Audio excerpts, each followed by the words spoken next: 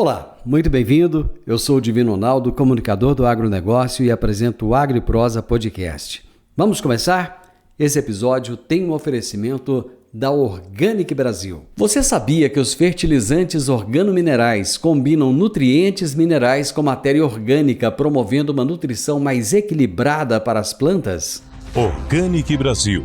Inovação e tecnologia para o futuro da agricultura, atendendo tanto pequenos quanto grandes agricultores com nossos fertilizantes de alta qualidade. Utilizamos tecnologia avançada para tratar e enriquecer a matéria orgânica por meio de processos industriais exclusivos. Nossos fertilizantes organominerais aumentam a capacidade de retenção da água do solo, tornam as plantas mais resistentes a estresses climáticos, resultados comprovados para maiores lucros. Organic Brasil, cultivando inovação, colhendo resultados. Agro e Prosa, apresentação Divino Ronaldo.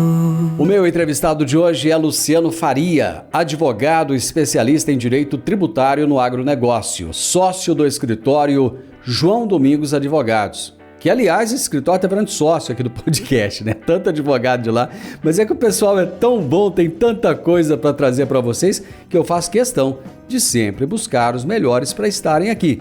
E o Dr. Luciano Faria, com certeza, é uma autoridade no assunto e ele vai falar hoje a respeito de destinação de imóveis rurais penhorados para a reforma agrária. Dr. Luciano, eu brinquei aqui falando que o escritório João Domingos Advogados já está quase virando sócio nosso, mas é porque vocês têm um time de primeira, né? Tudo bem? Tudo bem, Divino? Não, com certeza. Nós atendemos o agronegócio aqui há muito tempo, então o produtor, empresas do agro, tem muita demanda, então nós temos que ter especialistas em toda a área. Então não tem jeito, é desse jeito mesmo. Perfeito. Doutor, esse assunto de hoje, ele tem mexido com muita gente. Para uns é preocupante, para outros é motivo de comemoração, né? Mas eu gostaria de entender o seguinte, eu não sei se eu posso falar projeto ou o que é, o senhor vai me corrigir aí se for o caso. Ele fala de grandes devedores da União. Então, os grandes devedores da União podem ter suas terras, digamos assim, confiscadas. Eu também não sei se o termo é esse. O que é considerado grande devedor da União, doutor? Beleza, Divino. Esses grandes devedores da União são determinados devedores, o valor do passivo varia muito. Às vezes são 50 milhões, 40 milhões, mas a questão é um devedor ali que possui um patrimônio, e o imóvel rural imóveis rurais geralmente são patrimônios muito interessantes de se ter no seu acervo, e até hoje a União não tinha ali uma liquidez tão boa como esses imóveis rurais, e aí encontraram essa maneira de utilizar esses imóveis rurais. É interessante o ponto que você tocou, Divino, no seguinte, se é um projeto de lei, é uma portaria, para o pessoal entender como é que funciona. A lei vai lá, fala o seguinte, isso aqui pode agora. Foi lá aprovado no Congresso essa lei que autoriza o que está acontecendo agora, essa portaria, que foi um ato interministerial, foi os ministérios do governo, publicou de forma conjunta essa portaria autorizando que os imóveis rurais penhorados, como que funciona esse processo de penhora? Tem uma ação de execução fiscal, vamos supor um exemplo aqui, um devedor da União, um grande devedor da União. Ele tem esse débito, obviamente vai ter uma ação perseguindo ele para ele pagar esse débito. Uma das maneiras de pagar esse débito é o quê? Vai e faz a penhora. Fez essa penhora, tá lá aquele imóvel constando uma penhora, só que esse imóvel, o caminho natural desse imóvel é o quê? Ir para leilão. Geralmente esse leilão ele vai ser um valor abaixo ali. Bom, o governo decidiu, né? O governo tem muito essa política, o atual governo, a política da reforma agrária, né? O fomento da reforma agrária, incentivo aí a agricultores familiares, quilombolas, comunidades tradicionais, tanto que esses termos estão na própria portaria. É justamente para esse público. Pega esse imóvel rural, ao invés de leiloar, vai, na verdade, utilizar esses imóveis que estão penhorados lá nessa ação para criar assentamentos, né? para distribuir para esse pessoal. Repetindo, comunidades quilombolas, comunidades tradicionais e agricultores familiares. Doutor, isso só vale para o agronegócio ou vale para outras categorias também? Por exemplo, digamos que eu seja um grande industrial, não tem nada a ver com agronegócio, não é agroindústria, não é nada, e devo um monte para a União. Vale para mim também ou só vale para o fazendeiro? Se o imóvel, muitas indústrias, né, no grande parte do nosso país aqui, as indústrias são indústrias do agronegócio, né? São o quê? São frigoríficos, são laticínios, são produtoras de ração, sementes, empresas voltadas para o agronegócio. E muitas vezes estão o quê? Localizadas na zona rural. Então, claramente, pode ter. Se esse imóvel dessa indústria, por exemplo, for penhorado em uma ação de execução fiscal, ele pode ser listado, como nós vamos falar aqui adiante, vai ter uma lista que as procuradorias vão ser responsáveis por fazer. Esses imóveis vão ficar disponíveis para essa reforma agrária que vai ser feita efetivamente. Digamos que eu tenho um imóvel, suponhamos, eu não devo para a União, mas suponhamos que eu deva. Eu tenho um imóvel que vale 50 milhões e eu tenho uma dívida de 40 milhões, por exemplo. Nesse caso, como é que se daria esse trâmite? Repete o valor da sua dívida. A sua importante dívida. Eu devo 40 e o meu imóvel vale 50, né? Então o valor de mercado dele, se eu fosse vender, seria 50 milhões. A União vai me devolver os outros 10 ou ela vai se apropriar do meu imóvel pelo valor da dívida? Sim. Então, aí outro ponto que você mencionou, o valor da avaliação do imóvel, que eu penso que pode trazer um litigioso aí enorme, viu? Porque a União vai querer avaliar esse imóvel, é favorável para a União avaliar esse imóvel para baixo. E aí, a sua situação hipotética como que se daria?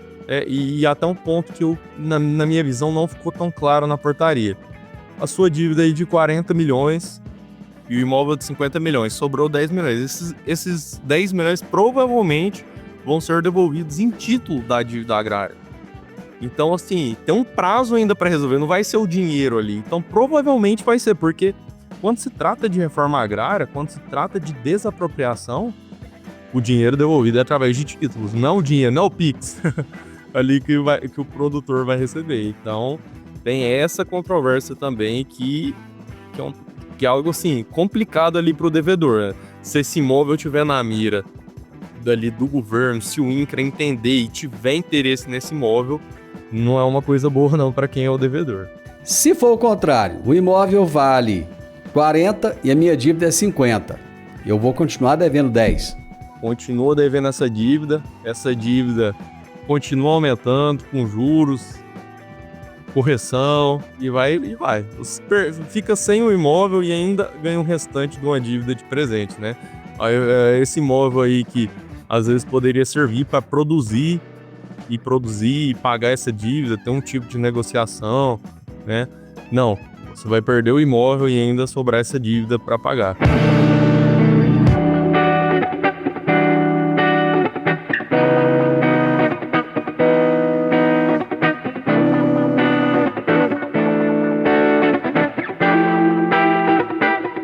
Doutor, a Advocacia Geral da União vai informar para o INCRA e também para o Ministério do Desenvolvimento Agrário sobre essa disponibilidade de terras, né? Quais são passíveis de serem obtidas em favor desse programa aí de destinação. A partir de quando isso se dará? Essa portaria foi publicada na semana passada e essa portaria já está válida. Então, a Advocacia da União, não só a Advocacia Geral da União, Procuradoria Geral da Fazenda Nacional, Procuradoria Geral da União, todas vão informar, porque são vários processos da União contra devedores, de diversas naturezas de dívida, né? Dívida tributária, dívida previdenciária, dívida ambiental. Então, cada procuradoria é responsável, a Advocacia Geral da União é responsável por alguns tipos de passivos. Então, eles têm ações de execução fiscal, que é uma ação para cobrar débitos da União sob a sua tutela. Então, essas procuradorias e a Advocacia Geral da União vão listar, então vamos um exemplo bem claro aqui para ficar bem delineado. A Advocacia Geral da União tem lá os seus números de processos. Vai listar lá as execuções fiscais, vai listar as execuções fiscais que têm imóveis penhorados e informar o INCRA e o Ministério para verificar qual imóvel possui ali um interesse para fim de reforma agrária. E aí que se desenrola o processo administrativo. O INCRA se manifesta se há um interesse, isso analisando, a primeira etapa é só analisando dados cadastrais, por exemplo, no CAR, ali o Cadastro Ambiental Rural, quantos hectares, característica da terra, e aí depois o INCRA demonstra o interesse, né? Viu ali, ok, cadastral, vai prosseguindo a análise, tem um prazo para prosseguir para ter um interesse definitivo, e aí que entra a finalização do processo. O INCRA viu, ok, esse imóvel é interessante para fins de reforma agrária. Aí entra a necessidade de um laudo, um estudo técnico, que nós não sabemos ainda muito bem como vai se dar na prática, né? Tá lá, mas como que o que tá ali na lei, na portaria é uma coisa, né? Como que vai se dar na prática, nós vamos verificar. Tem ali o laudo, o estudo, vai apresentar e aí prossegue o processo aí de como se fosse uma adjudicação. Essa adjudicação é como se fosse uma compensação, né, da dívida com o imóvel rural. Mas, na verdade, me soa e me parece, e eu sinto cheiro de uma desapropriação. Pois é, mas já ficou claro como é que vai acontecer essa posse da propriedade pela União? Ou não? Ainda está tudo meio obscuro? Então, a posse como funciona? Esse imóvel rural, ele está penhorado em uma execução fiscal. Geralmente sob cuidados do proprietário, do produtor, suponhamos. A partir do momento que se inicia ali o procedimento administrativo, o processo administrativo para essa adjudicação, vai ser informado ao juiz, o juiz vai verificar que houve ali o juiz da execução fiscal vai ser informado que está acontecendo esse processo administrativo, o INCRA se manifesta se tem interesse nesse imóvel, é informado ao juiz que houve, né, a conclusão do processo administrativo, concluiu o processo administrativo com aquilo que eu mencionei anteriormente, o laudo, o estudo técnico, e o juiz vai emitir um mandado para que seja feita a apropriação por parte da União. Então, é feito esse procedimento, esse processo administrativo, isso dentro do INCRA mesmo, e aí depois informa no processo de execução fiscal que aquele imóvel está penhorado, e aí sim, depois de todo o regular trâmite, é emitido um mandado. Nos parece, com a leitura da portaria, que é assim que vai ocorrer. É uma emissão de posse normal. Pois é, digamos que eu seja o devedor e o senhor é meu advogado. Então já definiu tudo isso aí que o senhor colocou. Existe recurso? Nós podemos entrar com recurso ou não? É definitivo isso aí? Então, no momento em que tiver penhorado aquele imóvel, o devedor, no caso, no nosso exemplo aqui, ele pode entrar com as providências ali necessárias, tentar negociar esse débito, né? Por exemplo, se for um débito tributário, a transação tributária, que é uma das maneiras mais fortes aí de se negociar hoje, em que o devedor consegue até 70% de desconto do débito, parcelar em até 10 anos, né? Consegue... Do débito ou dos juros? Do débito inteiro. Dos juros ele consegue, nossa, chega até, dependendo do percentual, chega um percentual bem alto aí. Mas é 70% do débito mesmo. O que é que acontece? Quando acontece esse 70% do débito? Né? Quando é um débito muito antigo, que aí tem muito juro e multa. Foi um ponto muito interessante que você tocou. O valor principal do débito nessa transação tributária, especificamente, quando se trata de débitos tributários, imposto de renda, contribuição social, PIS e COFINS, fundo rural, acontece o desconto nesses juros e nas multas, podendo chegar em até 70% de redução. Às vezes os juros e as multas acontecem ali em um percentual, na composição ali é um percentual maior que 70%, aí não pode. Nós temos hoje transação também para débitos do IBAMA, então nós temos várias formas de negociar o débito hoje. Tem medidas judiciais? Tem.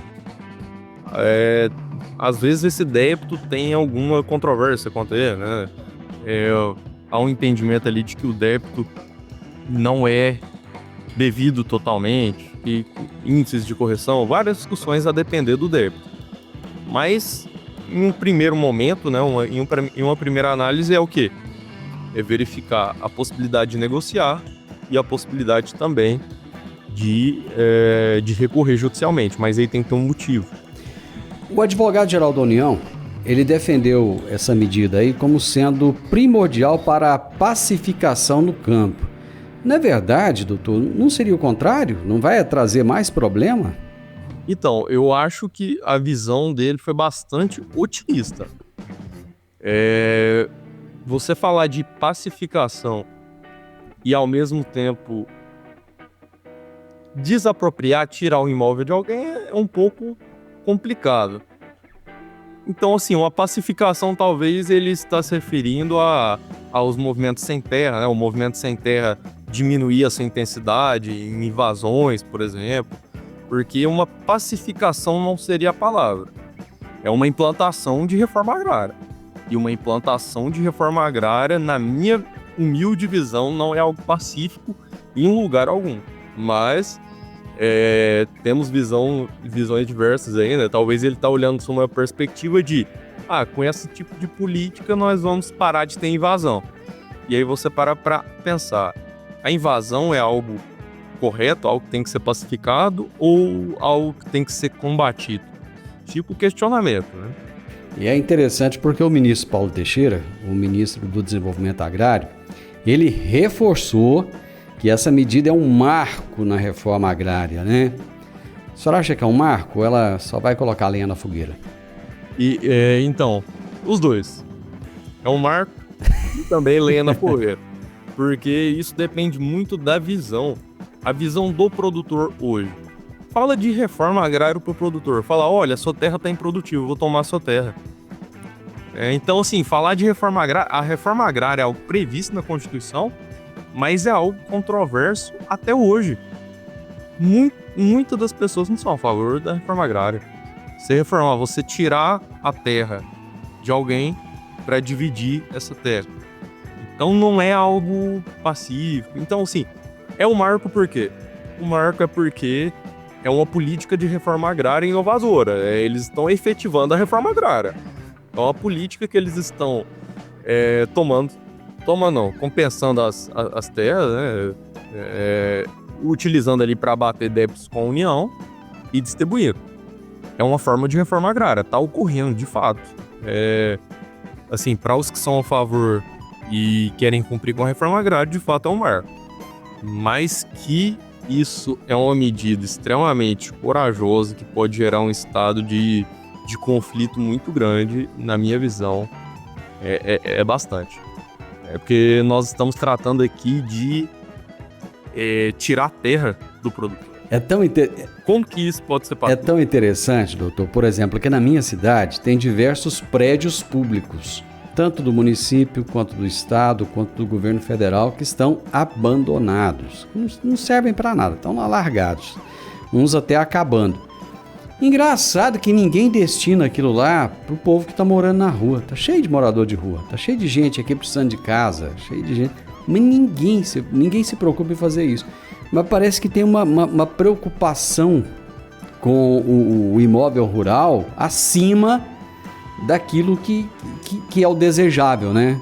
É até uma palavra chata, exacerbada, né? Mas enfim. Exatamente. Enfim. O imóvel rural, até pelas dimensões territoriais e essa visão política que às vezes se tem da propriedade familiar, da valorização a comunidades tradicionais, aos quilombolas, até indígenas, né? Então, quando se fala disso, sempre está voltado a imóvel rural.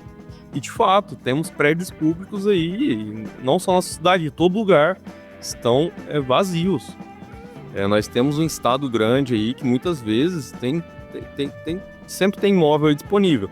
Mas porque esse projeto, né, é voltado ali para a agricultura familiar, aquele pequeno produtor. Então, assim, a gente sabe essa guerra que acontece, né, entre, vamos se fosse os dois agros, né, aquele do produtor tradicional e daquele agricultor familiar que cuida ali da família.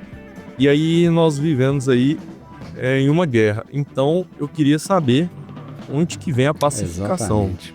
Pacificação de quê?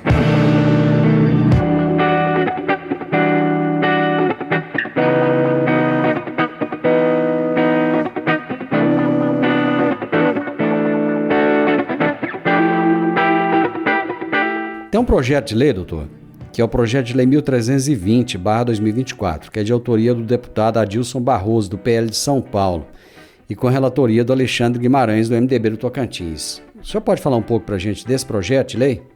Claro. Esse projeto, ele visa alterar o quê? Valorizar o direito de propriedade. Porque o que acontece? Qual que é o nosso cenário hoje de desapropriação? Um conjunto de pessoas chega em uma determinada faixa de terra, se estabelece lá, e aí depois de alguns anos acontece um processo de desapropriação, e aí eles ganham direito a ficar nessa área. Então, na verdade, esse processo de reforma agrária hoje acontece forçado. As pessoas invadem propriedades para que sejam estabelecidos ali, e o produtor perde parte desse imóvel. E o processo brasileiro hoje funciona desse jeito, de desapropriação. O que é que esse projeto de lei traz com o cenário novo? Que essas invasões clandestinas, quando se estabelecem ali, dificulte essa regularização dessa terra. Isso fortalece o direito de propriedade, no seguinte sentido: essa terra, se aprovada esse projeto de lei, para fazer vistoria, para fazer desapropriação, avaliação, tudo com autorização do proprietário da terra. Então quebra esse paradigma tradicional que ocorre hoje, de tem uma invasão e depois regularização da terra. Não. O cenário passa a ser: tem uma invasão, se for para acontecer alguma coisa, só com autorização do produtor, do proprietário daquela terra. Então dificulta esse projeto de reforma agrária. Talvez até uma contrapartida nessa visão de reforma agrária, tanto que é um deputado do PL, né, que propõe esse projeto de lei. A visão hoje do governo, que é um governo de esquerda, é a visão de reforma agrária, de distribuição de terras, de repartição, e, pelo contrário, o outro lado do país, as políticas de direita são de valorização do direito de propriedade. Então, esse projeto de lei, ele é uma irradiação dessa visão política do Partido Liberal, no seguinte sentido: a desapropriação não vai acontecer dessa forma que ocorre hoje. Nesse projeto de lei concede, se aprovado, poder ao proprietário da terra. Bem em linha com isso que o senhor disse, essa portaria lá, que nós falamos dela anteriormente, ela estabelece a necessidade de laudos, conforme o senhor mesmo disse, né, de laudos e de estudos técnicos, né? E aí ficou uma dúvida aqui: o INCRA vai poder entrar nas propriedades para coletar esses dados, mesmo que o produtor não autorize? Sim, com certeza. A partir do momento que tem aquele processo administrativo informado no juízo que está correndo essa execução fiscal com o mandado, que é uma ordem judicial, o INCRA pode entrar para fazer essa avaliação. Então, é uma força judicial que nós estamos falando aqui. É uma força judicial de: olha, o juiz vê que está ocorrendo esse processo administrativo, que tem que avaliar o imóvel, expede o mandado, caso necessário. Aí que vem esse projeto de lei que nós falamos aqui agora. Muda o cenário, apenas com autorização do proprietário. Então, é algo assim, tá acontecendo um cabo de guerra no país, quando se trata de agronegócio. Um puxa para cá e o outro puxa para lá. Uma hora um ganha, outra hora outro ganha. e assim nós fizemos esse cenário, né, de guerra. Pois é, doutor. Você acha que pode haver uma correria, digamos assim, de devedores que podem pensar assim, eu vou correr e acertar minha dívida com a União para não correr o risco de perder as minhas terras? Isso pode ajudar numa recuperação de créditos para a União? Divino, eu tenho certeza que, na verdade, talvez pode ser uma cortina de fumaça para, olha, acerta o seu débito. Que é muito mais interessante para a União receber em dinheiro. É muito mais interessante. Obviamente, é um marco para a reforma agrária. Mas o governo hoje, a política é de aumento da carga tributária, de déficit da economia, déficit fiscal. Então a arrecadação nunca esteve tão em alta. Nós batemos recorde todo mês de arrecadação desde o início do governo. Então, cada vez mais é necessário mais arrecadação, mais coleta de dinheiro dos devedores. Então, eu tenho certeza que essa portaria tem um sentido duplo. O sentido de, olha, me paga senão vou pegar a sua terra. E o sentido também de reforma agrária. Senão vai faltar dinheiro para comprar avião, né, doutor? Tem isso também. Obrigado. Muitíssimo obrigado. O senhor trouxe bastante luz a esse tema, esclareceu bastante. Eu gostei, eu achei que foi bem interessante, facilitou o entendimento. Muito obrigado, viu? Muito obrigado, Divino. Muito obrigado, foi um prazer. Eu conversei com o Dr. Luciano Faria, que é advogado, especialista em direito tributário do agronegócio, sócio do escritório João Domingos Advogados. E nós falamos a respeito da destinação de imóveis rurais penhorados para a reforma agrária. O podcast Agro e Prosa tem o objetivo de falar do agronegócio de forma fácil, simples e descomplicada. Diariamente conversamos com os maiores atores do agro e abordamos os mais diversos assuntos de interesse de produtores rurais, técnicos, pesquisadores, profissionais da área e simpatizantes do agronegócio. Se você gosta do nosso podcast, então você pode nos ajudar. É muito simples. Basta seguir-nos nas principais plataformas de streaming e também no YouTube.